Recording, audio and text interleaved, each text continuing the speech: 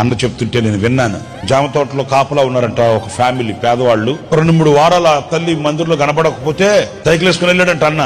ఏమ్మా ఆరాధనకు రాలేదు అట్లా అంటే, రాలేకపోయానన్నయ్య, ఆ మాట ఈ మాట మాట్లాడి ప్రార్థన చేసి వెళ్తానమ్మా అంటే, అన్న ఎండపూట సైకిల్ వేసుకుని మీరు వచ్చారు, కొంచెం కూర్చోండి, కొంచెం అన్నం వండి పండేస్తాను, త్వరగా ఒక ముద్ద భోంచేసి పోతురు అట్లా అని.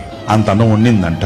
ఇల్లులో అన్నం పెట్టిద్ది, తిందామని కూర్చుంటే కొడుకు బుడ్డోడు పాపం దూరం నుంచి అట్లా చూస్తుంటే అన్న కూర్చో మన ఇద్దరం భోంచేద్దాం కూర్చో పెట్టుకుంటూ వెంటనే వచ్చి వాడిని 2 రెక్కలు పట్టుకుని అలా ఎత్తుకెళ్ళిపోయిందంట. కళ్ళల్లో గిర్ర నీళ్లు తిరుగుతున్నాయంట. అది వాడు తినకూడదన్నా. నా 1 వారం రోజుల నుంచి ఏం లేదు ఇంట్లో, దినానికి రావడానికి కూడా చేతులు చిల్లుగా లేదు, అందుకే రాలేకపోయాను. ఇంట్లో వండడానికి తినడానికి ఏమీ లేదు, శోధింపబడుతున్నాము. మీరు వచ్చారని దేవుని కొరకని దేవుని భాగమని తీసిన బియ్యం ఉంటే అది వండి మీకు పెట్టానన్నా, అది మీరే తినాలి, ఆ బిడ్డ తినకూడదు.